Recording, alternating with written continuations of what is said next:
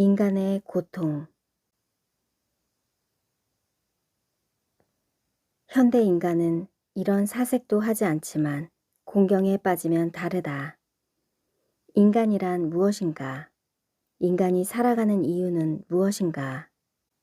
출생과 사망 사이의 기간은 약 100년에 불과한데 사후에 두 번째 삶이 존재한다면 우리의 인생이란 첫 번째 삶에서 반석에 영원의 집을 지으며 광대한 우주에서 별처럼 반짝이는 존재가 되는 것이다. 주님과 하나님의 나라를 위한 삶이어야 한다.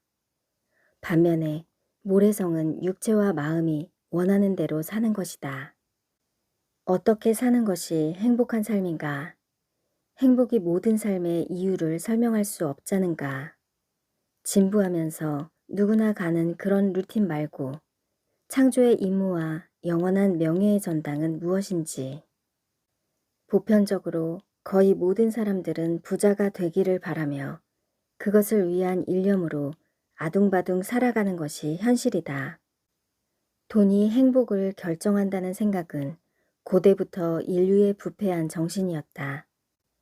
사람에 따라 미세한 간극은 존재하겠지만 여행이 전부인 것처럼 사는 사람도 있고 먹고 마시는 즐거움이나 쇼핑, 쾌락으로 시간을 낭비하며 살아가기도 한다. 인생의 목적이 중요한 이유는 사람의 최종적인 상태를 결정하기 때문이다. 그것은 삶의 조각들을 선택하고 시간들을 점유한다. 현재의 삶을 오직 즐기는 것이 목적인 사람도 있는데 부자의 라이프가 이와 같다. 미래의 영광을 위해 현재를 포기하는 사람도 있다. 그렇다고 우리의 삶이 너무 미래에만 꽂혀 있어서 현재를 희생하기만 하면 기쁨이 없고 지루한 삶에 지쳐갈 것이다. 그러면 평범한 삶은 실패한 것인가? 인생이 항상 행복하고 즐겁기만 해야 하는 것인가? 현재의 상태는 고통과 슬픔으로만 가득해야 영적인 삶인가? 신자의 삶은 어떠해야 하는가? 여기 7가지의 삶이 있는데 나의 삶과 비교할 수 있다. 1. 백성의 삶. 잠언에서 아굴은 너무 부하게도 가난하게도 하지 마시기를 기도했다. 이는 평범한 중산층 삶에 대한 것이다. 신앙이 의로운 삶과 동행한다면 나쁘지 않다. 2. 경건한 삶. 로마의 백부장 고넬료는 하나님을 경외하며 가난한 사람들을 구제하고 항상 기도하였다. 하나님의 말씀에 순종하는 신앙으로는 최선의 삶이다. 3. 제자의 삶. 제자가 추구하는 삶의 목적은 선교다. 부하를 다 팔아 자발적으로 고난의 삶을 선택한 사람들이다. 12제자와 바울의 삶이 이와 같으며 신앙의 가장 높은 수준이다. 4. 빈자의 삶. 거지 나사로는 사람이 보기에 가장 비참한 인생을 살았다. 가족들로부터 부자의 대문에 버림을 당해 노숙자가 되었다. 피부병에 걸렸는데 나사로의 관심을 가진 것은 개들뿐이었다. 사는 것 자체가 가련한 고통이었을 것이다. 5. 부자의 삶. 반면에 부자의 삶은 사람이 보기에도 근사하니 허세를 부린다.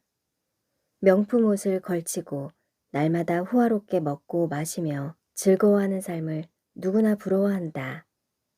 땅에 사는 동안에는 가장 행복한 날들을 보냈지만 죽어서 영원한 불못으로 안내되었다. 그럼에도 거의 모든 사람들이 부자의 삶을 갈망하는 것은 아이러니하다. 6. 예수님의 삶.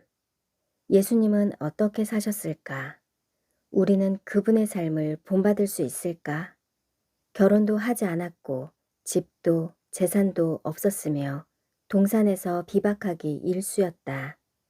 오직 비전과 선교, 하나님의 뜻을 행하는 것을 유일한 목적으로 사셨고 마지막은 십자가 사형이었다.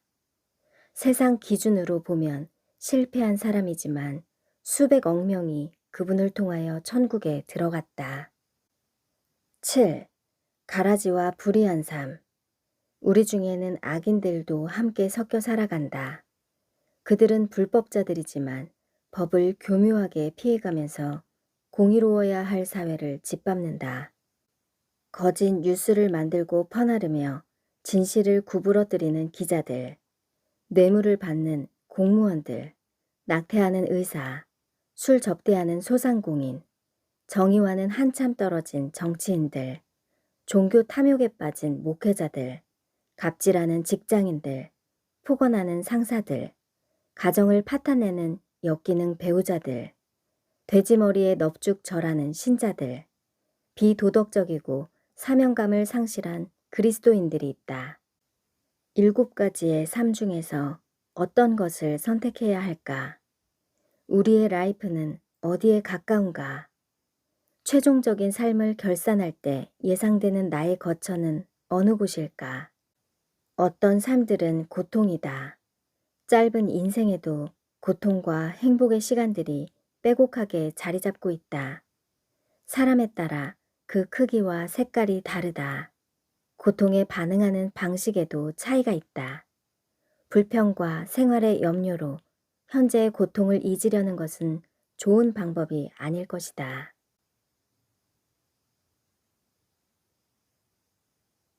고통당하는 사람들을 외면하거나 편한 말로 위로하는 것도 한계가 있다. 자기 연민에 빠지는 것도 건강한 모습은 아니다. 우리도 지나온 과거를 떠올리면 궁지에 몰렸을 때가 있었고 주님께서 구해주셨다. 때로는 거짓으로 기소되었으나 기각하셨고 무죄를 판결하셨다. 지금 다시 곤경에 빠져 신음과 탄식으로 두서없이 기도를 쏟아내는 사람도 있을 것이다. 하나님의 법정에 호소합니다. 아름다운 슬픔. 슬픔이 아름다울 수 있을까?